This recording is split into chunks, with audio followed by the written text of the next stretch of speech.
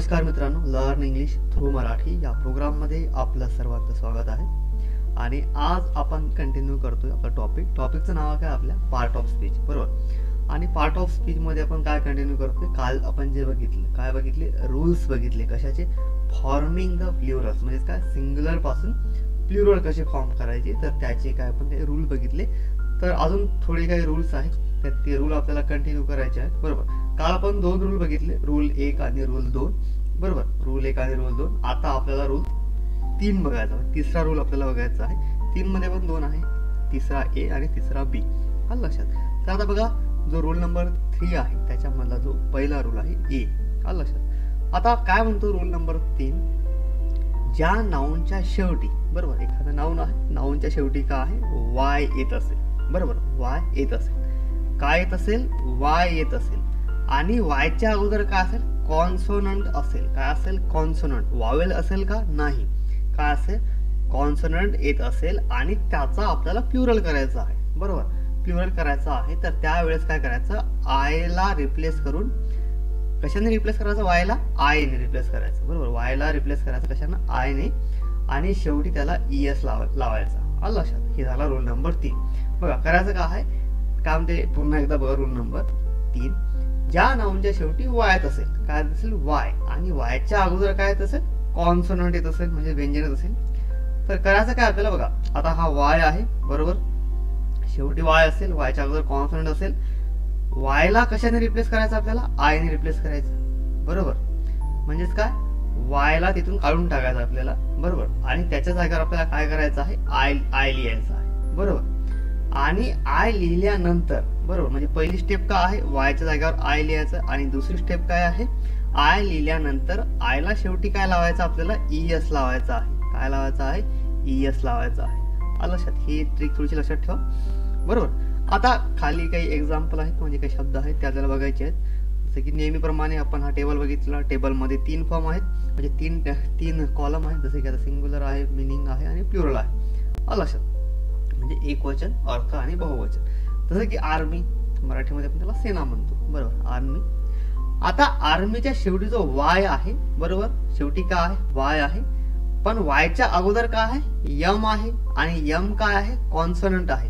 Wavell आहे का तो, नाही, यम काय आहे, कॉन्सोनंट आहे. आणि अशा वेळेस काय करायचं आपल्याला, आता आर्मीचा जेव्हा आपल्याला प्लुरल करायचा आहे, तर सांगितलं काय, वायला काय लिहायचं आपण, आय मध्ये लिहायचं, वायला काढून टाकायचं तिथून, त्याच्या जागेवर आय लिहायचा. म्हणजे बघा आता आपण वायच्या जागेवर काय लिहिलं, आय लिहिलं, बरोबर. इकडे जेव्हा प्लुरल मध्ये बघा, इथं आपण आर्मीज केलं, बरोबर, प्लुरल केलं, बहुवचन केलं त्याला, तर आर्मी, ARM, बरोबर, वाय काढून टाकला, त्याच्या जागेवर काय लिहिलं, आय लिहिला, आलं लक्षात. आणि आय लिहिल्यानंतर, बरोबर, त्याच्या शेवटी काय लिहिलं, ईएस लावला, बरोबर. दुसरं एक्झाम्पल बघा, बेबी. बेबी म्हणजे बाळ. आता बेबीच्या शेवटी काय आहे, वाय आहे, वायच्या अगोदर काय आहे, बी आहे, बी काय आहे, कॉन्सोनंट आहे. वावेल्स आहे का, नाही, बी काय आहे, कॉन्सोनंट आहे.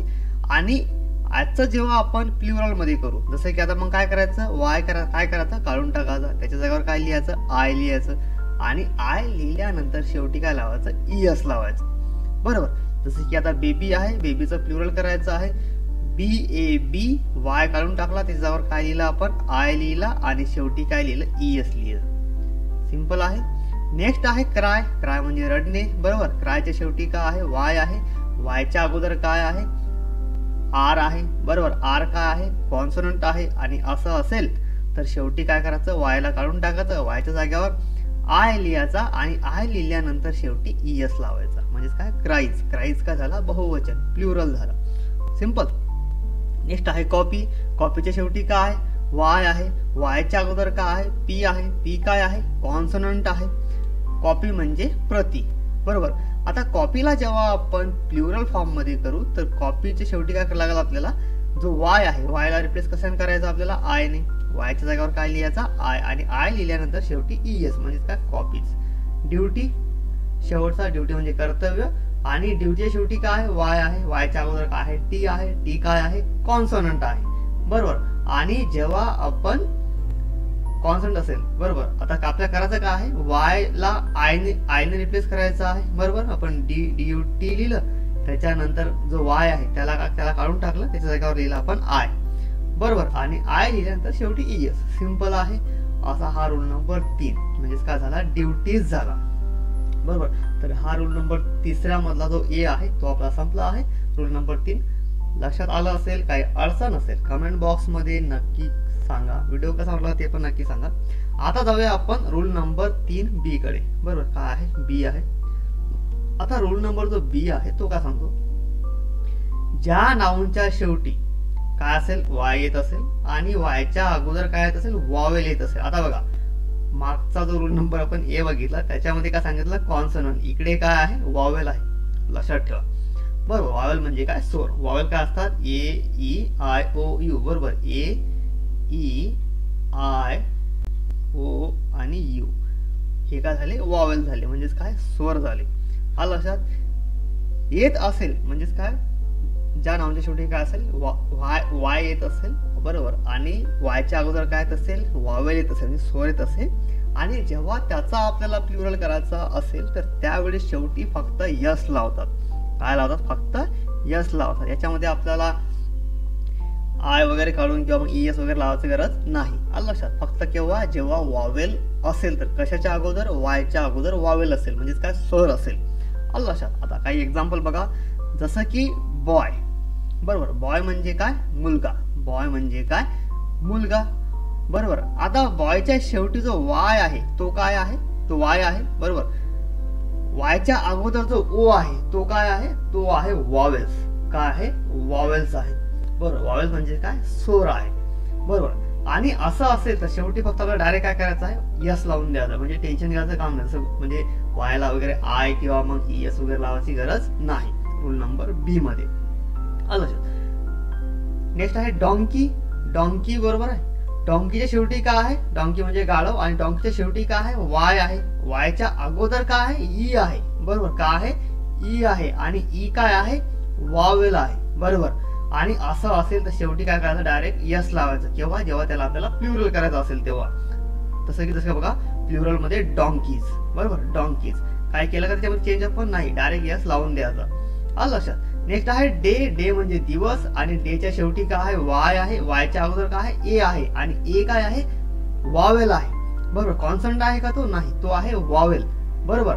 आणि जेव्हा आपण डे ला कशामध्ये कन्वर्ट करू, प्लुरल मध्ये, तर डेज होईल. आणि डायरेक्ट आपल्याला त्याला काय करायचं आहे, यस लावून द्यायचं आहे, बरोबर. याच्यामध्ये काही चेंज करण्याची गरज नाही. नेक्स्ट आहे जॉय. जॉय म्हणजे आनंद. जॉयच्या शेवटी काय आहे, Y आहे. Y च्या अगोदर काय आहे, O आहे. आणि O काय आहे, वॉवेल्स आहे. आणि वॉवेल असल्यामुळे डायरेक्ट म्हणजे प्लुरल करत असताना डायरेक्ट त्याला काय करायचं, आपल्याला यस लावून द्यायचं आहे. सिंपल. नेक्स्ट आहे मंकी. मंकी म्हणजे माकड.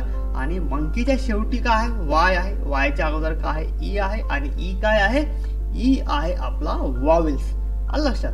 आणि वॉवेल्स असल्यामुळे डायरेक्ट त्याला प्लुरल करण्यासाठी आपल्याला डायरेक्ट यस लावून द्यायचं आहे. म्हणजेच जास्त लोड घेण्याचं काही कारण नाही. म्हणजेच काय झाला, मंकीज झाला, बरोबर. डायरेक्ट आपण इथे यस लावून दिला. एकदम साधं सरळ आणि सोपं. नेक्स्ट आहे जर्नी. जर्नी म्हणजे प्रवास. जर्नी म्हणजे काय, प्रवास. जर्नीच्या शेवटी काय आहे, Y आहे. Y च्या अगोदर E आहे. E काय आहे, वॉवेल्स आहे, बरोबर. कॉन्सोनंट आहे का, तो नाही, तो वॉवेल्स आहे.